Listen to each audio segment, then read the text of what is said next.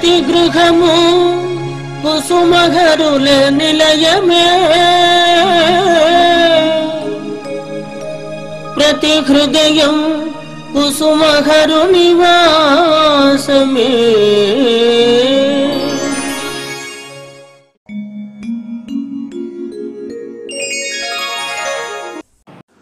ప్రతి గృహము కుసుమహరుల నిలయము 859వ ఎపిసోడ్లోని విశేషములు. శ్రీ హర్నాథ్ మహాప్రభువుని అద్భుత తత్వము విశదీకరించుచున్నవారు శ్రీ శ్యామ్ సుందర్ గారు, USA.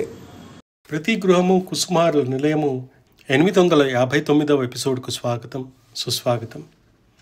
భగవాన్ నామ జపం వలన మనోబలిమి వృద్ధి అవుతుందని, మనస్సు శరీరమునకు కూడా ఆరోగ్య సంబంధమైన మార్పు కలుగుతుందని శ్రీహరినాథుడు తెలియజేయుచున్నారు. నామస్మరణ వలన క్రమక్రమంగా భక్తులకు నవజీవన శక్తి ప్రవేశించినట్లు విషదమగును. జీవితంలో అనేక మార్పులు సంభవించును. భక్తుడు అనేక భారముల నుండి, బాధల నుండి విముక్తి చెంది సర్వ సద్గుణములు అతనిలో ప్రవేశించుతాయి. భగవన్నామస్మరణ చేయుటయే జీవకోటి ముఖ్య ధర్మం అని శ్రీ హర్నాథ మహాప్రభువు తెలియజేయుచున్నారు. ఆ ప్రభువును మనను బంధించి ఉంచేది నిరంతరము నామజపం ఒకటే. ఒక గాలి పటమునకు దారము ఎంత ముఖ్యమో, ఆ జగత్ ప్రభువునకు మనకు మధ్య ఆ నామజపం అంత ఆవశ్యకం. దారము గాలి పటమును ఎలా పట్టి ఉంచుతుందో, నామజప సంబంధమైన ప్రేమ మన ప్రభువును ఆ విధముగా పట్టి ఉంచుతుంది. ఇదే శ్రీ హర్నాథ మహాప్రభువుని అద్భుత తత్వం. శ్రీ హర్నాథ్ మహాప్రభుని అమృత శ్లోకం గానం చేయుచున్నవారు శ్రీ శంభు ప్రసాద్ గారు.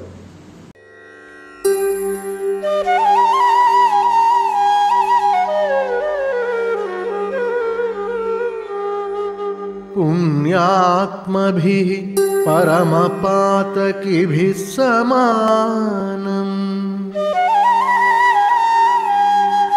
క్రూరైశ్చ సాధుచరితైర్మృగపక్షిబృందైః వృక్షైర్లతాభినిరనిశం పరిఖేలతే స్మై ప్రేమాత్మకాయ చ నమో హరనాథ నామ్నే.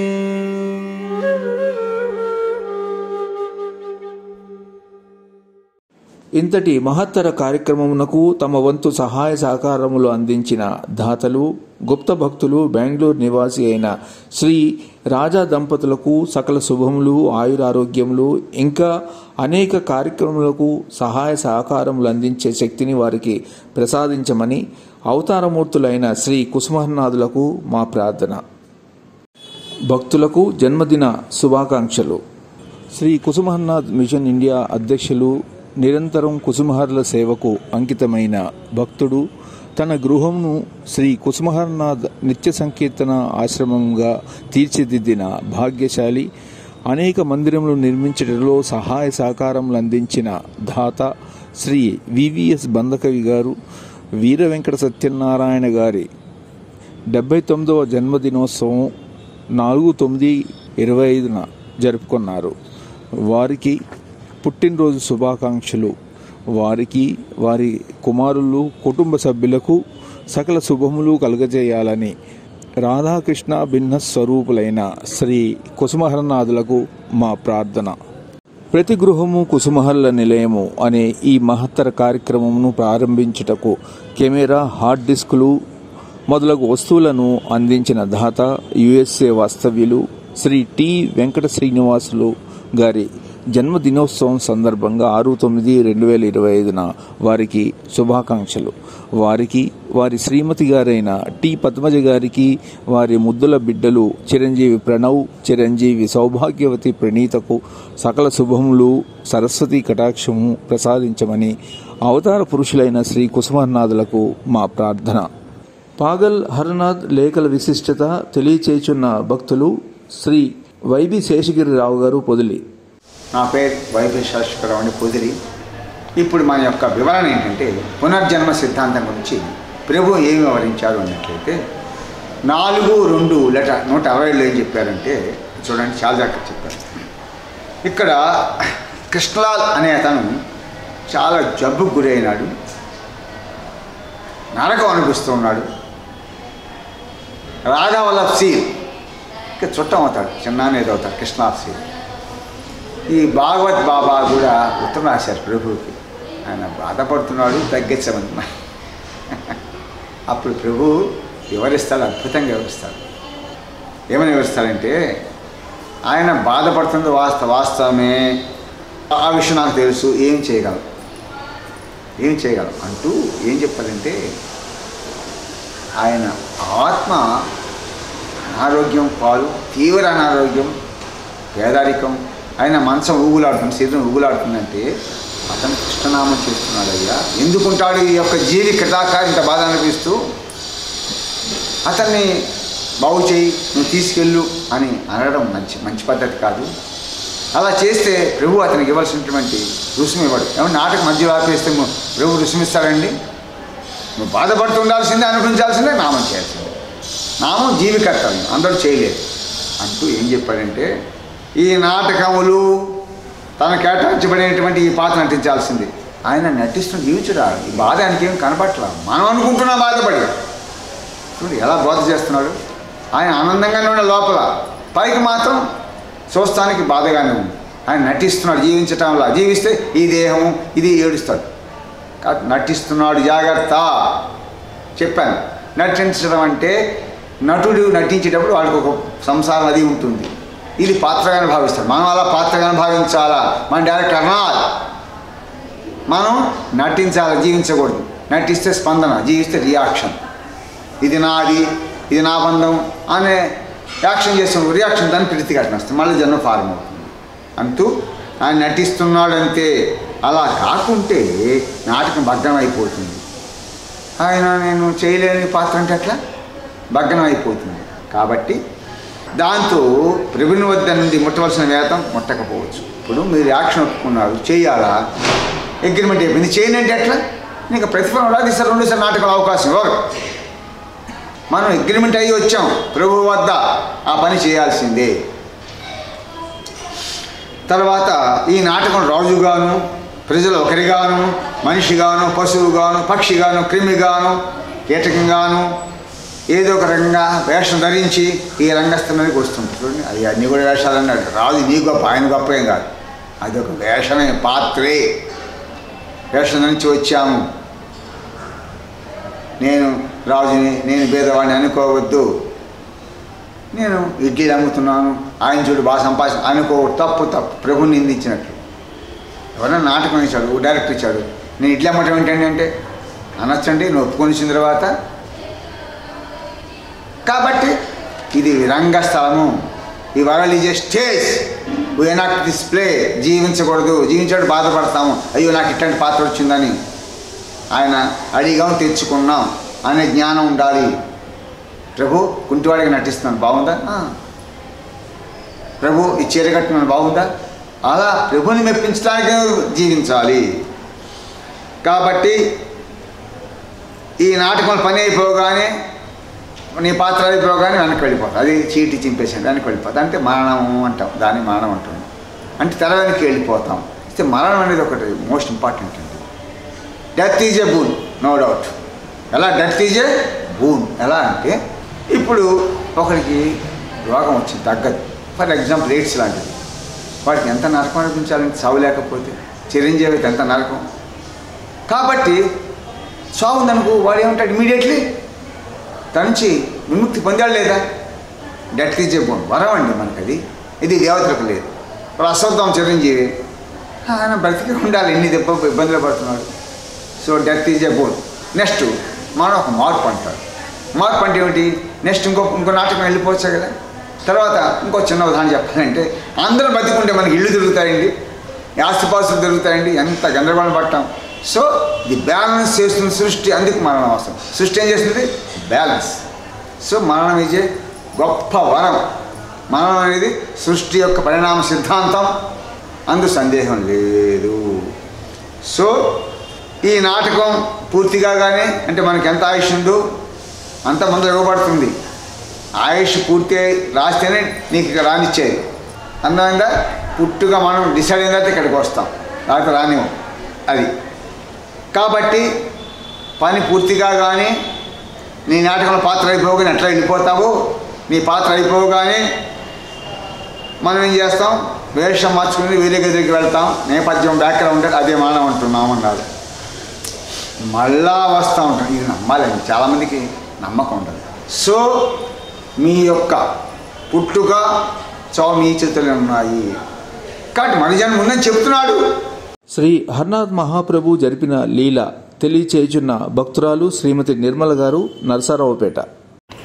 కుసుమహర శ్రీ కుసుమహర్ల దివ్య ఆశీస్సులతో కుసుమహర లీలా ప్రబోధంలో మనము ఒక లీల చెప్పుకుంటున్నాం. ఇప్పుడు కుసుమహర.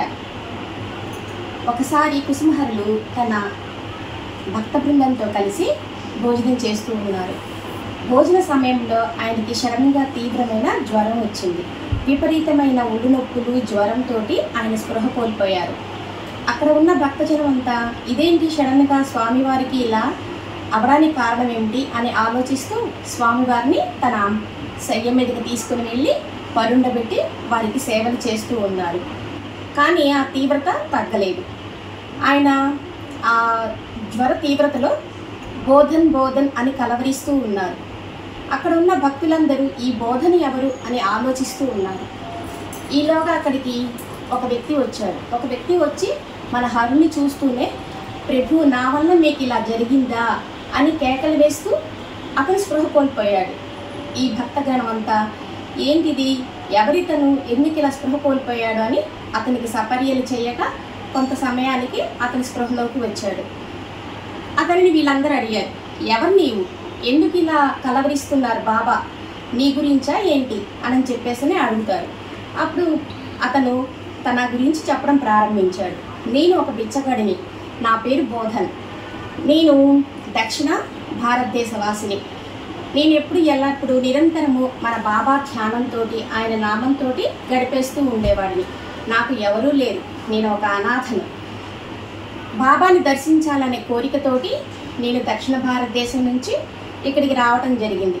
కానీ మార్గమధ్యంలో ఒక కీకారణ్యంలో నాకు బాగా భయం వేసింది. వచ్చేటప్పుడు ఆ భయంలో నేను తెలియకుండానే బాబా బాబా అని స్మరిస్తూ స్పృహ కోల్పోయాను. తీవ్రమైన జ్వరం వచ్చింది నాకు, నేను స్పృహ కోల్పోయాను, నాకేమీ తెలియలేదు. తర్వాత కొంత సమయానికి ఎప్పుడుకో నేను తేరుకొని చూడగా నాకు జ్వరం తగ్గిపోయింది. ఏంటా ఇది నా ఆలోచిస్తూ నేను మన ప్రభు దర్శనానికి వచ్చాను. ఇక్కడికి రాగానే జరిగింది నాకు అర్థమైంది. నా బాధనంతా బాబావారు స్వయంగా తీసుకున్నారు, నా బాధను తను అనుభవిస్తున్నారు, అందువల్ల నాకు ఈ జ్వరం తగ్గిపోయింది అని అర్థమైంది. చూసారా, మన ప్రభు ధ్యానంలో ఉంటే గనక మనకి ఎల్లప్పుడూ ఆయన అండదండలు ఉంటాయి అని చెప్పడానికి ఇది ఒక నిదర్శనం అన్నమాట. కొంతకాలానికి ప్రభుకి జ్వరం తగ్గిపోయింది. ఆయన బోధనని దగ్గరికి తీసుకొని, నేను ఎల్లప్పుడూ మీ వెంటే ఉంటాను, మీరు భయపడాల్సిన అవసరం లేదు, ఏ సమయంలో అయినా కానీ మీకు తోడుంటాను, నేను నన్ను స్మరించినచో మీ వెంటే ఉంటాను అని చెప్పడం జరిగింది. ఈ విధంగా ప్రభు మన ఎల్లప్పుడూ మన వెంటే మన నీడలాగా ఉంటారు అని చెప్పడానికి ఇదొక ఉదాహరణ. కుసుమహర. కుసుమహర.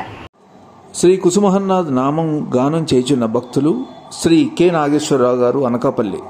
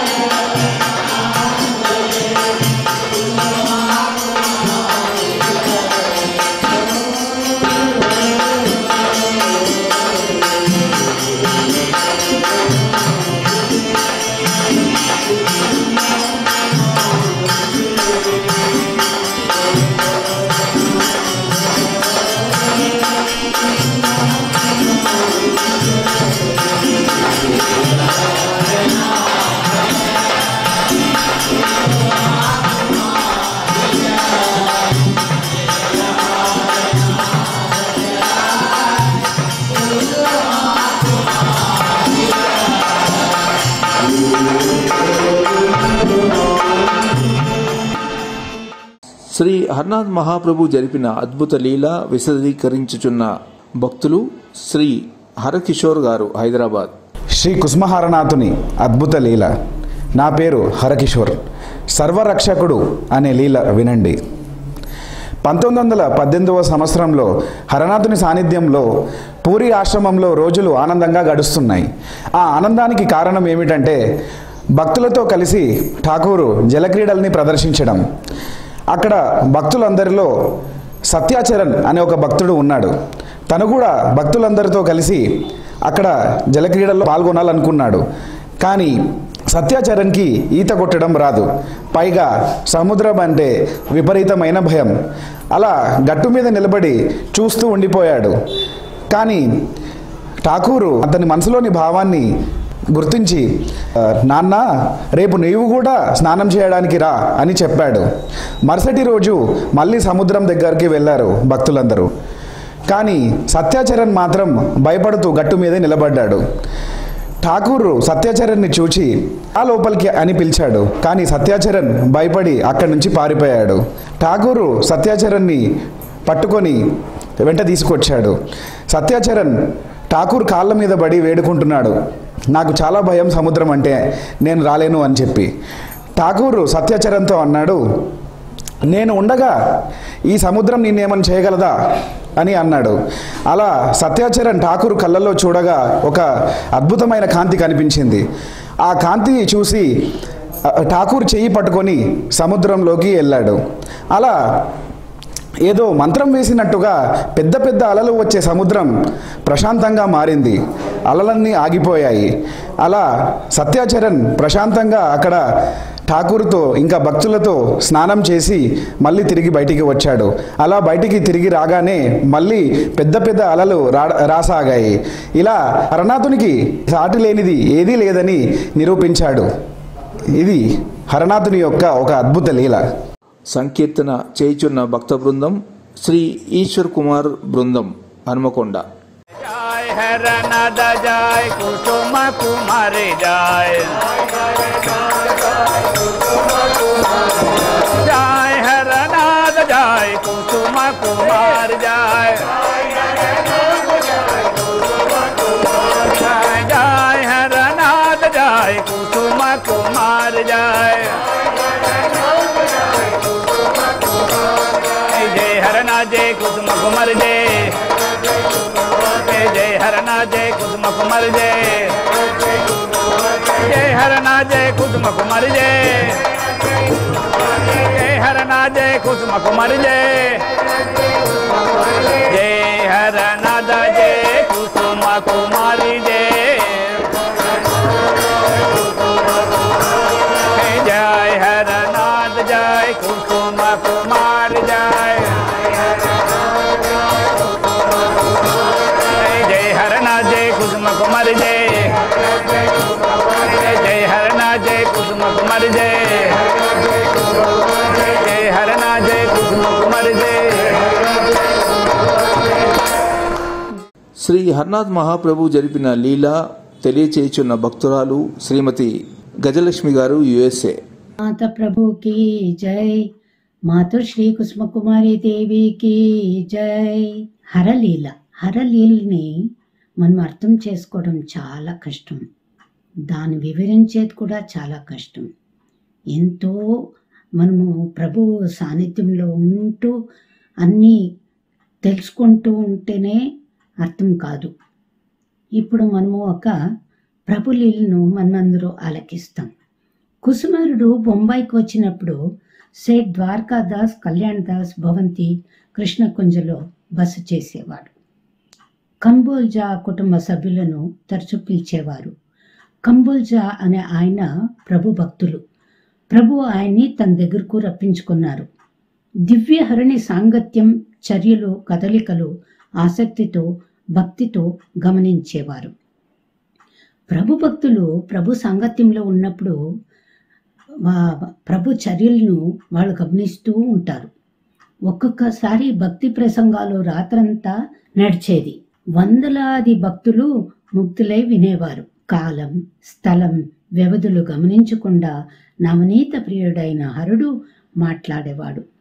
ప్రభు తన భక్తులతో ఉన్నప్పుడు తను నిద్ర, ఆహారాలను కూడా గమనించుడు. తను ఏది పట్టించుకోడు. తనకు కావాల్సిండేది తన భక్తుల సంతోషమే. ఆయన ఎప్పుడూ భక్తుల యొక్క దగ్గర ఉండేకే సంతోషిస్తూ ఉంటారు. ఎంత ఆలస్యంగా నిద్రించినా ఉదయమే నిద్ర నుండి లేచేవారు. ఆ బంగ్లాలో తూర్పుకు వెళ్ళి నిశ్శబ్దంగా ఆకాశాన్ని చూస్తూ ఉండేవాడు. సూర్యోదయం అయ్యేదాకా 1 గంట అలా ప్రశాంతంగా గడిచి హాల్లోకి వచ్చి కూర్చొని టీ సేవించి భక్తులకు లేఖల్ని రాయడం మొదలుపెట్టేవారు. భక్తులు రాసిన లేఖలు ఒకదాని తర్వాత ఇంకొకటి అరచేతితో ఉంచుకొని ఒకవైపు మాత్రమే ఆ లేఖల్ని చదివి ఆ తర్వాత ఒకదాని పిదప ఇంకొక లేఖ దాని రెండో వైపు ఉన్న సంగతులు చదివేవారు. ఆ బంగ్లా సముద్రానికి ఎదురుగా, ప్రభు నివసిస్తున్న ఆ బంగ్లా సముద్రానికి ఎదురుగా ఉండడం వల్ల సముద్రపు గాలులు బలంగా వీచేవి. ఉత్తరాలు నేల మీద వదిలి వాటిని ఒకేసారి తన చేతితో తాకేవారు. ఆశ్చర్యం, ఆ స్పర్శకి అవి ఎటు ఎగిరిపోకుండా ఉండేవి.